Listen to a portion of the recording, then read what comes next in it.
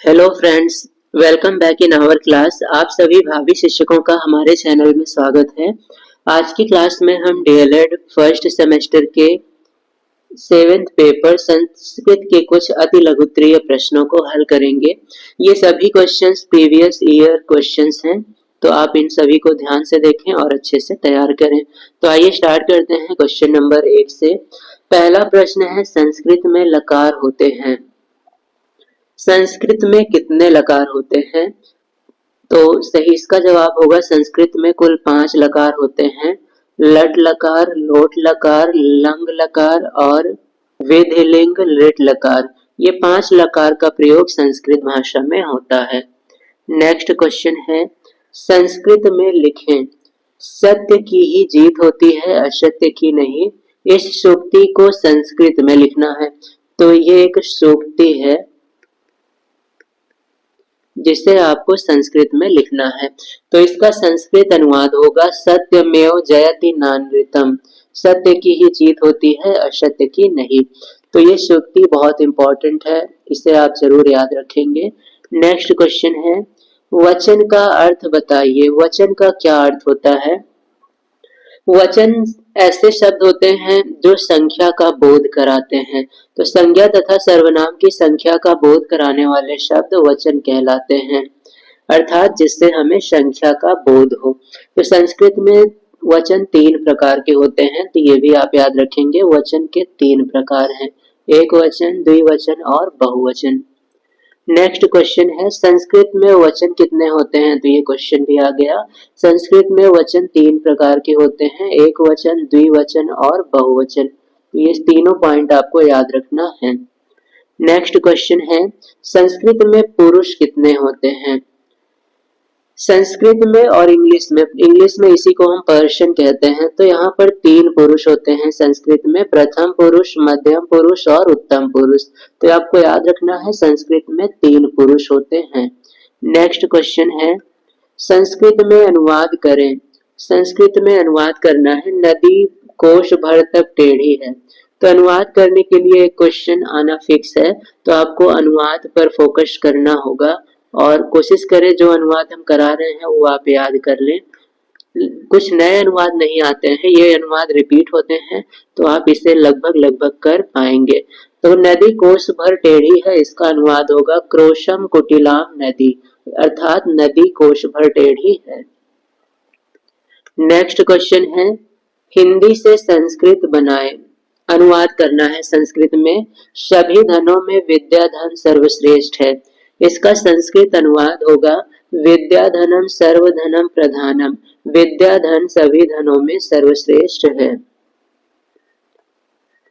लिंग को परिभाषित कीजिए। लिंग से आप क्या समझते हैं? ये क्वेश्चन भी 1 मार्क्स के लिए पूछे जाएंगे।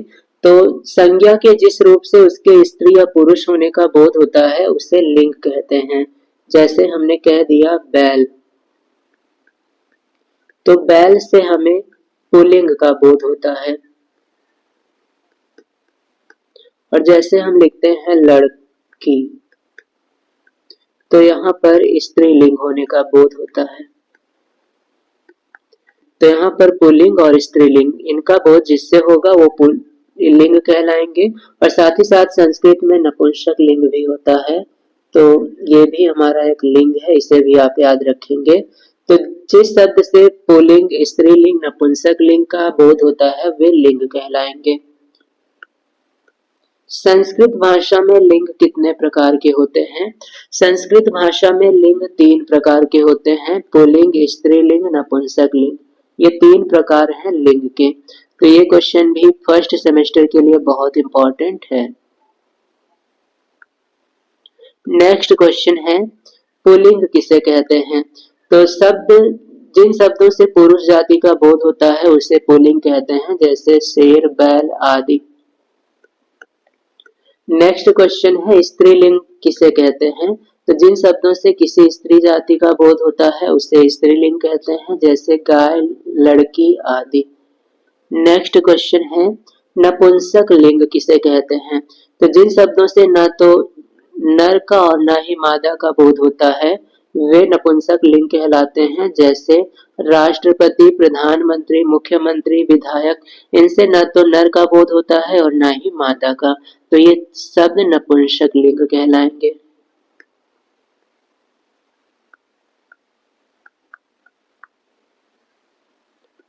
नेक्स्ट क्वेश्चन है, चना, मक्खन, नमक एवं रोटी को संस्कृत में लिखिए। चना, मक्खन, नमक, रोटी, इन्हें संस्कृत में लिखना है। तो चना को संस्कृत में कहते हैं चणकम, मक्खन को कहते हैं नवनीतम, नमक को कहते हैं लवणम और रोटी को कहते हैं करकट्टिका। तो संस्कृत लिखने के लिए कुछ शब्द आते हैं, तो आपको संस्कृत के कुछ शब्द याद होने चाहिए। कुछ इंपॉर्टेंट शब्द को हम इस क्लास में सॉल्व कर रहे हैं और एक अलग से क्लास हम लेके आएंगे जिसमें सभी इंपॉर्टेंट संस्कृत के शब्दों को हल करेंगे जो कि एग्जाम में आ सकते हैं। नेक्स्ट क्वेश्चन है, 3 सब्जियों के नाम संस्कृत में लिखें। तो इस तरह के क्वेश्चंस भी पेपर में देखने को मिलते हैं। सब्जी के नाम, जानवरों के नाम, वस्तुओं के नाम संस्कृत में। तो 3 सब्जी के नाम, लौकी को अलावू कहते हैं, कटहल को पनस और करेला को कारवेल्लम। तो ये 3 सब्जी है जो आप याद रखेंगे। नेक्स्ट क्वेश्चन है, 5 अंगों के नाम संस्कृत में लिखें। तो ये 5 अंग के नाम भी इंपॉर्टेंट हैं।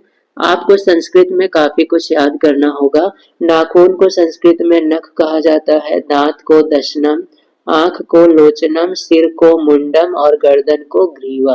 तो ये संस्कृत नाम है इन अंगों के। नेक्स्ट क्वेश्चन है, संज्ञा की परिभाषा लिखिए। तो किसी वस्तु, प्राणी, स्थान या भाव आदि का बोध कराने वाले शब्द संज्ञा कहलाते हैं। जैसे राम, कुर्सी, इलाहाबाद, गरीबी आदि। तो जिन शब्दों से किसी प्राणी का नाम, वस्तु का नाम, स्थान का नाम या भाव, इन सब का बोध हो वे कहलाएंगे संज्ञा। संज्ञा के कितने भेद होते हैं? तो संज्ञा के प्रकार, संस्कृत में संज्ञा के 5 प्रकार होते हैं। व्यक्तिवाचक, जातिवाचक, समूहवाचक, द्रव्यवाचक, भाववाचक। ये 5 प्रकार हैं संज्ञा के। तो ये क्वेश्चन भी आपके लिए बहुत इंपॉर्टेंट है, इसे भी खूब अच्छे से याद कर लें। नेक्स्ट क्वेश्चन है, हम सब पाठ पढ़ेंगे, संस्कृत में इसका अनुवाद करना है। तो हम सब के लिए हम लिखेंगे वयम, पाठ के लिए पाठम, पढ़ेंगे के लिए ऋट लकार। यहाँ पर भविष्य की बात हो रही है तो हम ऋट लकार का प्रयोग करेंगे। भविष्य के लिए ऋट लकार का प्रयोग होता है तो ये हो जाएगा पठिष्यामः, वयम पाठम पठिष्यामः। जामुन, आम, कद्दू, करेला को संस्कृत में लिखें। जामुन को संस्कृत में कहते हैं जम्बू, आम को आम्रह, कद्दू को मधुर कुष्मांडम, करेला को कारवेल्लम। तो ये सभी संस्कृत नाम जो हम करा रहे हैं ये बहुत बहुत इंपॉर्टेंट हैं, आपको याद रखना है। 1 से या 2 क्वेश्चन आपको देखने को एग्जाम में मिलेंगे। नेक्स्ट क्वेश्चन है, निम्न को संस्कृत में लिखें। कौवा को हम काका कहते हैं, भावरा को भ्रमर, पक्षी को खग, कोयल को पिकह। तो ये संस्कृत नाम भी बहुत इंपॉर्टेंट है, इन चारों का नाम जरूर याद रखेंगे, ये पक्षी बहुत इंपॉर्टेंट है। नेक्स्ट क्वेश्चन है, वाच शब्द ये पुल्लिंग है या स्त्रीलिंग है? तो संस्कृत में वाच शब्द स्त्रीलिंग माना जाता है, तो इस टाइप का भी एक क्वेश्चन 1 नंबर के लिए फिक्स है। नेक्स्ट क्वेश्चन है, संज्ञा और सर्वनाम के उदाहरण लिखें। तो संज्ञा का उदाहरण हो गया मोहन, सोहन, आगरा। मोहन और सोहन आगरा गए, तो मोहन, सोहन, आगरा ये संज्ञा के उदाहरण है। सर्वनाम का उदाहरण, हम मथुरा गए, तो यहाँ हम है सर्वनाम। सर्वनाम ऐसे शब्द जो संज्ञा के स्थान पर प्रयुक्त हों, और मथुरा एक नाम है इसलिए ये संज्ञा होगा। तो नाम वाले शब्द संज्ञा और संज्ञा के स्थान पर हम जो शब्द लिख दें वो सर्वनाम। भविष्य काल को दर्शाने के लिए किस लकार का प्रयोग करते हैं? तो भविष्य काल के लिए हम ऋट लकार का प्रयोग करते हैं। बहुत इंपॉर्टेंट क्वेश्चन है, ये आप याद रखेंगे। नेक्स्ट क्वेश्चन है, फूल, चौराहा, अनार, नींबू को संस्कृत में लिखें। इन सब का संस्कृत नाम, फूल को संस्कृत में पुष्प कहा जाता है, चौराहा को चतुष्पद, अनार को दाड़िम और नींबू को नींबूकम। तो ये चारों नाम भी काफी इम्पोर्टेंट हैं। ये सभी नाम आपको याद रखने हैं। नेक्स्ट क्वेश्चन है, चाहिए के अर्थ में कौन सा लकार हम प्रयुक्त करते हैं? तो चाहिए के अर्थ में विधिलिंग का प्रयोग होता है। ये वाला लकार भी आपको याद होना चाहिए। तो इस प्रकार से ये थे डीएलएड फर्स्ट सेमेस्टर के संस्कृत के कुछ इंपॉर्टेंट अति लघुत्तरीय प्रश्न। उम्मीद करते हैं आपको ये सभी अच्छे से समझ में आए होंगे और आप सभी इन क्वेश्चन को अच्छे से लर्न कर लें, क्योंकि ये एग्जाम के प्रीवियस ईयर क्वेश्चंस हैं और ये पेपर में अक्सर आते रहते हैं। साथ ही साथ अगर आप हमारी क्लास की पीडीएफ नोट्स चाहते हैं तो हमारे टेलीग्राम चैनल को ज्वाइन कर लें, वहां से आपको पीडीएफ नोट्स प्रोवाइड की जाएगी। और अगर अभी तक आपने हमारे चैनल को सब्सक्राइब नहीं किया है तो सब्सक्राइब कर लें ताकि हमारी डेली क्लासेज आप तक पहुंचती रहे।